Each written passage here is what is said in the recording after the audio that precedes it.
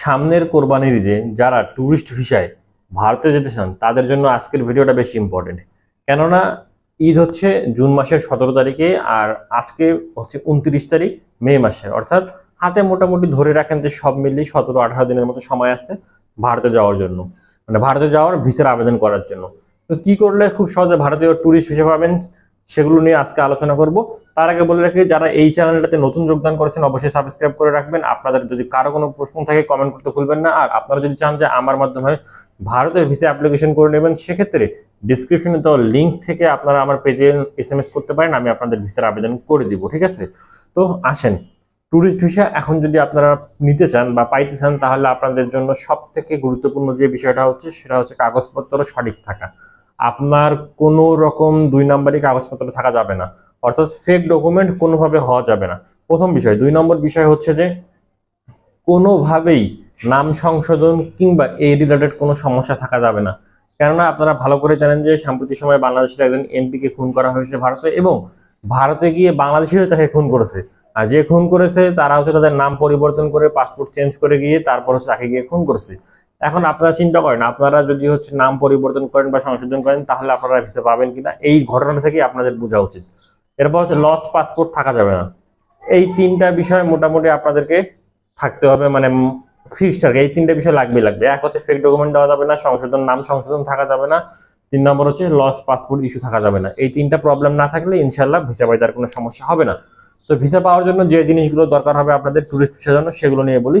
সবার প্রথম আপনার লাগবে হচ্ছে একটা আবেদনপত্র, সেই সাথে 2x2 ছবি লাগবে, এবং সেই সাথে আপনারা যে আবেদনপত্রের সিগনেচার করবেন সেটা হচ্ছে অবশ্যই পাসপোর্টে যেরকম সিগনেচার দেওয়া আছে সেম টু সেম ওই সিগনেচারটা করবেন। এটা জিনিস কিন্তু ভালো করে মনে রাখবেন। এরপরে হচ্ছে দরকার হচ্ছে আপনার পাসপোর্টের যেটা ফটোকপি লাগবে সেটা লাগবে, আপনার এনআইডি কার্ড লাগবে, আপনার প্রেজেন্ট অ্যাড্রেস যেটা দিবেন সেটা মনে রাখবেন যে বিদ্যুৎ বিল কিংবা গ্যাস বিল বা পানির বিল, যে ইউটিলিটি বিলটা আপনি সাবমিট করবেন সেটা যেন প্রেজেন্ট অ্যাড্রেসের সাথে হুবহু মিল থাকে, কোনো রকম যেন চেঞ্জ না থাকে।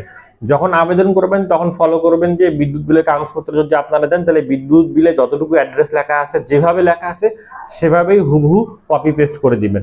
এটা কিন্তু ভালোভাবে মনে রাখবেন। এরপরে ব্যাংক স্টেটমেন্ট। গতকালকে আমি একটা পোস্ট দেখেছিলাম এক ভাইয়ের, যেই ভাই বলতেছিল যে সে তার ব্যাংক স্টেটমেন্টে, মানে তার ব্যাংক অ্যাকাউন্টে 20,000-এর কম টাকা আছে। এখন কি সে কি করবে? সে যে কাজটা করছে, সে ভিসার আবেদন করছে এবং সে 500 টাকা খরচ করে জাল ব্যাংক স্টেটমেন্ট বানাই নিছে।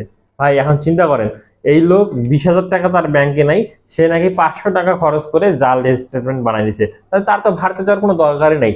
এরকম ফেক ডকুমেন্ট দেওয়া যাবে না। ফেক ডকুমেন্ট দিলেই ভিসা পাবেন না, এটা 100% গ্যারান্টি।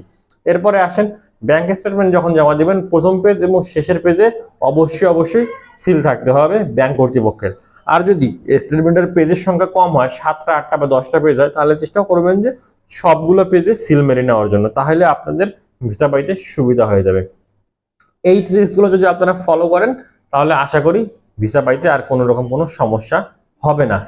যেহেতু কোরবানির ঈদের খুব বেশি দেরি নেই, আপনারা চেষ্টা করবেন যে 2-1 দিনের মধ্যেই ভিসার আবেদনগুলো করে ফেলার জন্য, তাহলে আপনারা দ্রুত ভিসা পেয়ে যাবেন ঈদের আগেই আশা করা যায়।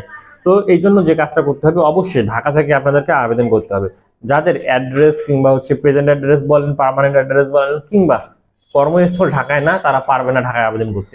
যদি ঢাকায় আবেদন করতে হয় তাহলে তাকে প্রেজেন্ট অ্যাড্রেস অথবা পার্মানেন্ট অ্যাড্রেস ম্যানেজ করতে হবে, সেই সাথে আপনার কর্মস্থলের প্রমাণ লাগবে ঢাকা থেকে, এছাড়া আপনি আবেদন করতে পারবেন না। তো এই বিষয়গুলো মাথায় রেখে আপনারা ভিসার আবেদন করেন, ইনশাআল্লাহ কোনো সমস্যা ছাড়াই ট্যুরিস্ট ভিসা পেয়ে যাবেন। ইলেকশনের কারণে যে ঝামেলাটা হয়েছিল যে সবাই সবকিছু সঠিকভাবে দিলেও ভিসা পাচ্ছিল না, সেটা এখন শিথিল হয়ে এসেছে, এখন ভিসা পাওয়া যাচ্ছে খুব সহজেই। এই জন্য আজকের ভিডিওটা করা মূলত আপনারা যারা ভারতে যেতে চান ঈদের পরবর্তী সময় কিংবা ঈদের পূর্ব মুহূর্তে আপনাদের ঘোরার জন্য, তারা দ্রুত ভারতীয় ভিসার জন্য আবেদন করে ফেলেন। আর যদি ভিডিওটা ভালো লাগে থাকে লাইক, কমেন্ট, শেয়ার এবং সাবস্ক্রাইব। সেই সাথে কার কোনো প্রশ্ন থেকে থাকলে ডিসক্রিপশনে দেওয়া পেজে আপনারা আমাকে নক করতে পারেন, ভিসার আবেদন করে নিতে পারেন আমার মাধ্যমে, অথবা কমেন্টও করে আপনাদের প্রশ্ন জানাতে পারেন। আল্লাহ হাফেজ।